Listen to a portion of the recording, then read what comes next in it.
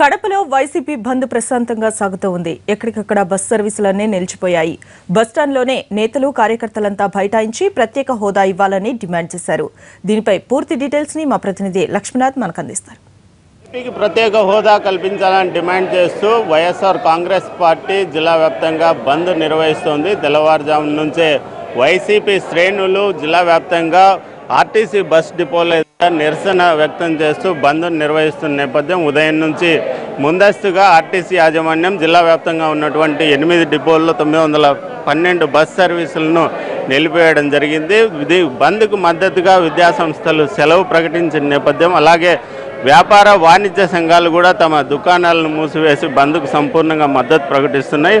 ఏపీకి ప్రత్యేక హోదా సాధించడం ద్వారా రాష్ట్రాన్ని అభివృద్ధి పరచాలనేది వైసీపీ ప్రధానంగా డిమాండ్ చేస్తుంది. ఉదయం నుంచి వైసీపీ నేతలు తమ నిరసన వ్యక్తం చేస్తున్న నేపథ్యం ర్యాలీలు నిర్వహించడంతో పాటు జిల్లా వ్యాప్తంగా అన్ని ప్రధాన కేంద్రాల్లో కూడా తమ నిరసనలు వ్యక్తం చేస్తున్నారు. ప్రస్తుతం ఆర్టీసీ డిపో ఎదుట కమలాపురం ఎమ్మెల్యే తమ నిరసన వ్యక్తం చేస్తున్నారు. ప్రత్యేక హోదాపై ప్రధానంగా మీ డిమాండ్ ఏం చేస్తున్నారు? పార్టీపై నిర్వహిస్తున్న బంద్ ఎలా జరుగుతుంది? ఇది పార్టీలకు అతీతంగా చేస్తున్న బంద్. అన్ని పార్టీలు అన్ని వర్గాలు స్వచ్ఛందంగా కూడా మద్దతు ఇవ్వడం జరిగింది. కానీ మళ్ళీ పైనుంచి ఏమి ఇన్స్ట్రక్షన్స్ వచ్చినాయో కానీ పోలీసులు మాత్రం అర్ధరాత్రి నుంచి అరెస్టులు చేసే కార్యక్రమము, 2-3 రోజుల నుంచి బైండ్ ఓవర్లో పెట్టే కార్యక్రమము, ఇవన్నీ కూడా చేసే కార్యక్రమం జరుగుతుంది. ఇప్పుడున్న ప్రభుత్వాలకు, కేంద్ర రాష్ట్ర ప్రభుత్వాలకు 2 దానికి కూడా ప్రజాస్వామ్యం పైన ఏమాత్రం విలువ లేదు. వాళ్ళు ఎవరైనా కూడా ఏదైనా కూడా నష్టం జరుగుతుంది, ప్రజాస్వామ్యానికి నష్టం జరుగుతుంది, రాష్ట్రానికి నష్టం జరుగుతుంది, ప్రతి ఒక్కరికి నష్టం జరుగుతుంది అనుకున్నప్పుడు ఆందోళనలు అనేవి వస్తాయన్నమాట.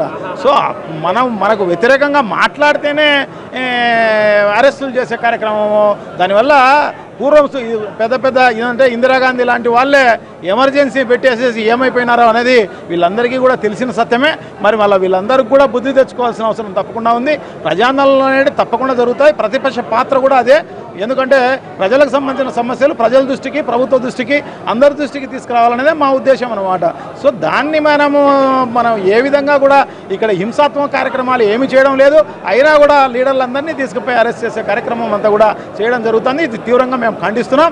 సో తప్పకుండా ఈ ప్రభుత్వాలకు, ఈ ప్రభుత్వం నడిపే పార్టీలకు సంబంధించి వాళ్ళందరికీ కూడా బుద్ధి చెప్పే కార్యక్రమం ప్రజలు తప్పకుండా చేస్తారని చెప్పేసి మేము భావిస్తున్నాం అన్నమాట. ప్రజా సంక్షేమం కోసం, ప్రజల కోసం, రాష్ట్ర భవిష్యత్తు కోసం పార్టీ చేపట్టిన ఆందోళన కార్యక్రమాలను పాలక ప్రభుత్వాలు తీవ్ర స్థాయిలో అడ్డుకోవడం, పోలీసులను అడ్డుపెట్టుకొని కీలకమైన నేతలను అరెస్ట్ చేయడం ద్వారా బందీను నిర్వీర్యం చేసే ప్రయత్నం చేయడాన్ని వైసీపీ నేతలు తీవ్రంగా వ్యతిరేకిస్తున్నారు. చాంతో కలిసి లక్ష్మీనాథ్.